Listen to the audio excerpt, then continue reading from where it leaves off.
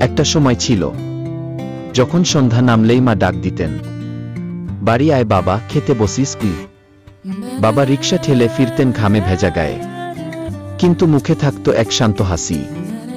ভাই আমার বইয়ের পাশে বসে ছবি আঁকত, আর ছোট বোনটা আমার কোলে ঘুমিয়ে পড়ত। সেই সময়টাকে এখন স্বপ্ন মনে হয়, কারণ সেই মানুষগুলো আজ আর নেই, আর আমিও আগের আমি নেই। আমরা ছিলাম গরিব, একটা ছোট্ট মাটির ঘর, পেছনে কলাপাতা দিয়ে ছাওয়া রান্নাঘর, পানি আনতে হতো পুকুর থেকে। তবুও মনে হতো না আমরা গরিব, কারণ আমাদের ঘরে ছিল ভালোবাসা। বাবা প্রতিদিন সকাল 7টায় রিকশা নিয়ে বের হতেন, মা জামা কাচতেন, রান্না করতেন, আর আমাদের পড়ার টেবিলে বসাতেন।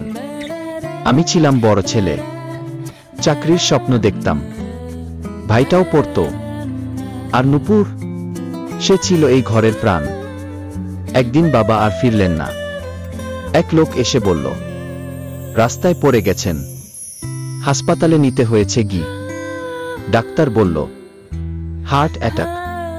3 দিন পরে বাবা আমাদের ছেড়ে চলে গেলেন। সেই রাতে মা কিছুই বলেননি, চোখে পানি ছিল না, শুধু একটা কথাই বলেছিলেন, তোমাদের মানুষ করেই যাব, ওর মতো করেই গি। আমি তখনও বিশ্ববিদ্যালয়ে ভর্তি হইনি। ভাই স্কুল ছেড়ে দোকানে কাজ নেয়, আর আমি হেঁটে হেঁটে শহরে চাকরির খোঁজে যাই। মা ফোনে বলতেন, তুই চাকরি কর, তুই থাকলেই তোরা বাঁচবি কি। আমি প্রতিদিন রাতে ফোন করতাম। মা হাসি মুখে বলতেন, আজ নূপুর একটা কবিতা লিখেছে, ভাই তোর মতো হতে চাইছে কি। আমি ফোনের এপারে হাসতাম, কিন্তু অন্ধকার রুমে বসে কাঁদতাম। একদিন ফোন এলো, মা খাচ্ছে না ঘি। আমি ছুটি নিয়ে বাড়ি ফিরি, দেখি মা বিছানায়, চোখে পানি নেই। তবুও আমি ভয় পাচ্ছিলাম। মা আমার হাত ধরে বললেন, বাবা, তুই থাকলে ভাই বোন কেউ হারাবে না, আমি ওদের রেখে যাচ্ছি তোর ভরসায়। পরদিন সকালে মা আর ছিলেন না। মায়ের মৃত্যুর পর ভাই একদম বদলে গেল, চুপচাপ শহরে চলে গেল। শেষবার বলেছিল, ভাইয়া আমি আর ফিরব না, এই জীবন আমার জন্য না গি। নূপুর তখন কলেজে পড়ে, ভীষণ মেধাবী ছিল সে। কিন্তু একদিন একটা ছেলে প্রেমে পড়ে যায়। ছেলেটা শুধুই খেলেছে ওর অনুভূতির সাথে। অবশেষে সমাজের চোখে আমরা হয়ে যাই ছোট। আমি বাড়ি ফিরি, নূপুর ঘরে নেই। টেবিলের উপর পড়ে আছে একটা চিঠি, ভাইয়া, আমি তোমার জীবনে কালো ছায়া হয়ে থাকতে চাই না, এবার আমি হারিয়ে যাচ্ছি। মার কাছে আজ আমি একা। সে ঘরে, যেখানে একসময় ছিল আমার পুরো পরিবার।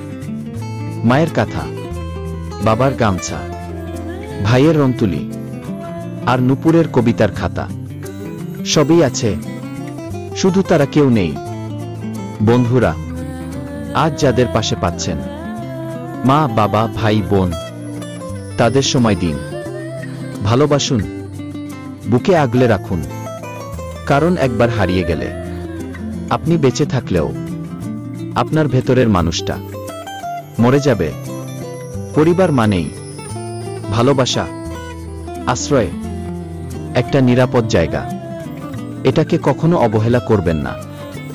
বন্ধুরা, এই গল্পটা যদি আপনার মনে একটুও নাড়া দেয়, আপনার নিজের জীবনের কিছু স্মৃতি মনে করিয়ে দেয়, তাহলে একটা ছোট্ট অনুরোধ থাকবে, এইরকম বাস্তব, আবেগঘন, হৃদয় ছোঁয়া গল্প যা আমাদের জীবন থেকে নেওয়া, সেই রকম কন্টেন্ট আমি আমার ইউটিউব চ্যানেলে নিয়মিত শেয়ার করি।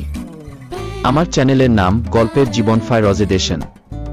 এই প্ল্যাটফর্মটা শুধু একটা চ্যানেল না, এটা আমাদের সবার অনুভবের একটা জায়গা, যেখানে আপনি হয়তো নিজের হারিয়ে যাওয়া মানুষটাকে খুঁজে পাবেন, হয়তো নিজের পুরনো ভালোবাসার স্মৃতি ফিরে পাবেন।